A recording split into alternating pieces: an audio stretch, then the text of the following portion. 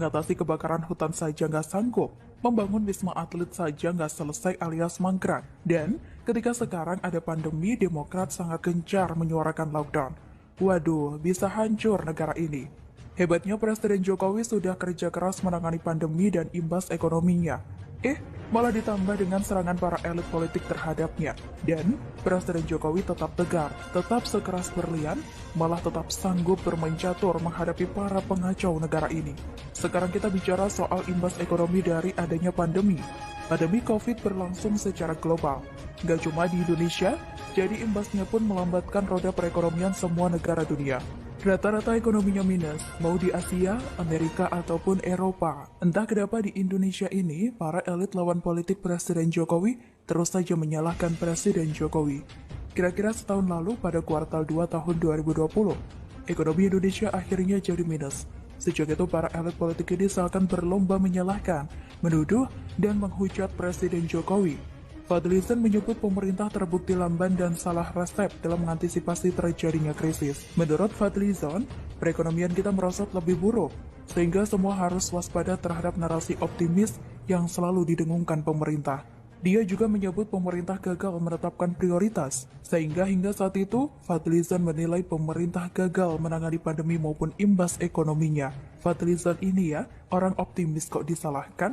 Penilaian serupa juga dilontarkan oleh Partai Demokrat pada bulan September 2020. Menurut Demokrat, Indonesia sedang mengalami krisis kembar, ekonomi dan pandemi. Faktor utama yang menyebabkan resesi ekonomi adalah kinerja pemerintahan Jokowi yang lamban dan salah kebijakan dalam menangani pandemi. Dan katanya solusi utama menghadapi resesi adalah mengakhiri pandemi. Wahai Demokrat, memang segampang itu mengakhiri pandemi. Sampai sekarang saja masih jadi pandemi global, karena COVID pun sudah berkembang jadi berbagai varian. Memangnya Demokrat yang kerja keras mencari vaksin buat negara ini, buacot memang. Satu lagi yang paling cerewet soal ekonomi Indonesia adalah Rizal Ramli, mantan menteri yang pernah dipecat Presiden Jokowi pada bulan November 2020. Rizal menyalahkan tim ekonomi Presiden Jokowi. Rizal menyebut tim ekonomi itu gagal dan tidak punya terobosan baru. Bahkan Rizal minta Presiden Jokowi memecat menterinya. Memecat Menteri Keuangan Sri Mulyani gitu. Hahaha, iri bilang bos. Bahkan pada bulan Desember 2020, Rizal Ramli memaparkan prediksi ekonomi yang sangat buruk buat tahun 2021, bahwa kinerja ekonomi Indonesia bisa lebih buruk dari krisis moneter tahun 1998. Rizal menyebut Presiden Jokowi go down bersama dengan Sri Mulyani dalam kinerja keuangan. Pokoknya, semua kebijakan yang diambil oleh Menteri Keuangan Sri Mulyani tidak ada yang benar bagi Rizal. Semua disebutnya semrawut. Entah sudah berapa kali Rizal Ramli ini minta Presiden Jokowi untuk mundur. Berasa dia yang paling pintar se-Indonesia kali ya? Tapi siapa juga yang percaya? Kembali ke masa sekarang, sekitar 1 tahun sejak Indonesia resmi masuk dalam kondisi resesi ekonomi, Presiden Jokowi dan jajarannya berhasil mempertahankan kestabilan ekonomi dan kondisi sosial. Walaupun ekonomi memang melambat, kondisi ekonomi dan sosial negara ini masih jauh lebih baik ketimbang negara-negara lainnya. Apalagi jika dibandingkan dengan negara dalam kondisi konflik, seperti Yaman dan Afghanistan. Boro-boro mau vaksin, Indonesia selalu kedatangan suplai vaksin. Berkat kerja keras Presiden Jokowi dan jajarannya, kita sudah dalam jalur yang benar, menuju kekebalan kelompok yang akan sangat menunjang pergerakan ekonomi. Bagaimana dengan pertumbuhan ekonomi? Ternyata Presiden Jokowi berhasil membawa perekonomian Indonesia menjadi jauh lebih baik, melesat hingga 7,7%, tertinggi sejak 2004. Disampaikan oleh Badan Pusat Statistik atau BPS, ekonomi Indonesia mengalami pertumbuhan yang impresif pada kuartal 2 tahun 2021, bahkan lebih tinggi dari ekspektasi pasar. Aktivitas ekonomi membaik seiring dengan membaiknya kondisi ekonomi negara-negara mitra dagang Indonesia, menyebabkan pertumbuhan ekspor, sedangkan konsumsi rumah tangga di dalam negeri juga membaik. Beberapa faktor yang mendukung melesatnya pertumbuhan ekonomi itu antara lain tumbuhnya penjualan eceran, naiknya penjualan kendaraan dan naiknya mobilitas penduduk dengan menggunakan berbagai moda transportasi. Informasi yang lebih rinci tentang pertumbuhan ekonomi Indonesia saat ini dalam bentuk PDF bisa di-download dari website resmi BPS. Gimana Fadlizon, Demokrat dan Rizal Ramli?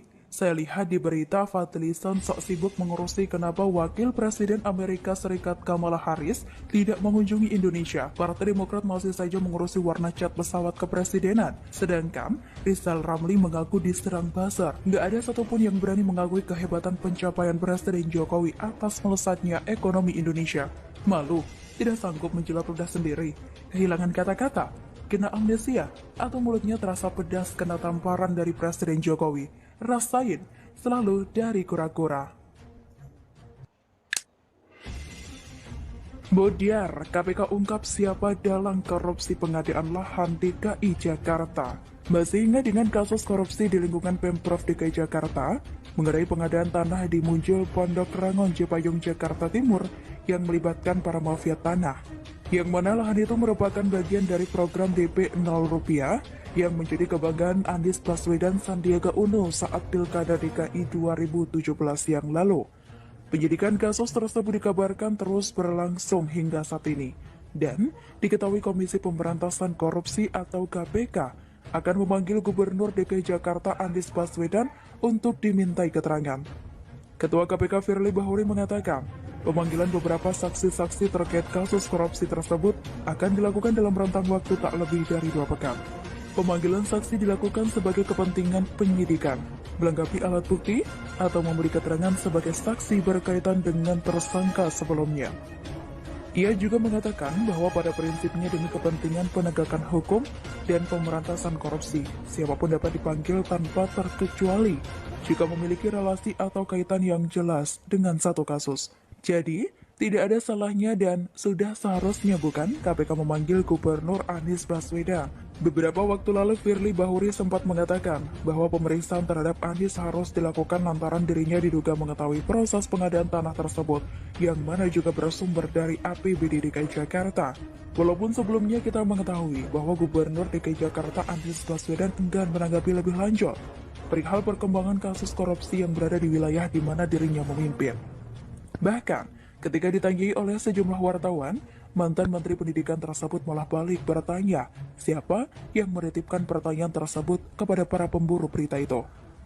Tidak hanya gubernurnya, Wakil Gubernur DKI Jakarta Ahmad Riza Patria dengan jelasnya mengatakan bahwa dirinya maupun Gubernur Anies Baswedan tidak mengetahui detail tentang teknis soal pembelian lahan kawasan Muncul tersebut. Yang mana menurutnya hal itu adalah pekerjaan suku dinas atau Sudin. Jika kita berpikir secara logika, tentulah Gubernur Anies sangat paham bagaimana program dan alokasi anggaran pengadaan lahan DKI tersebut berjalan. Karena ini merupakan program unggulannya saat Pilkada DKI 2017 silam yang memikat hati rakyat. Dalam kasus KPK menjerat mantan Direktur Utama atau Dirut Perusahaan Umum Daerah atau Perumda Pembangunan Sarana Jaya, Yori Cornelis Binantoan, Wakil Direktur PT Adunara Propertindo Anjaron Tenewe, Direktur PT Adunara Propertindo Tommy Adrian, dan juga menetapkan korporasi PT Adunara Propertindo sebagai tersangka korupsi. KPK menduga perbuatan keji yang dilakukan para tersangka disinyalir merugikan keuangan negara sebesar 152,5 miliar rupiah. Rencana pemanggilan Gubernur DKI Jakarta Anies Baswedan memang telah tersiar sejak beberapa bulan lalu.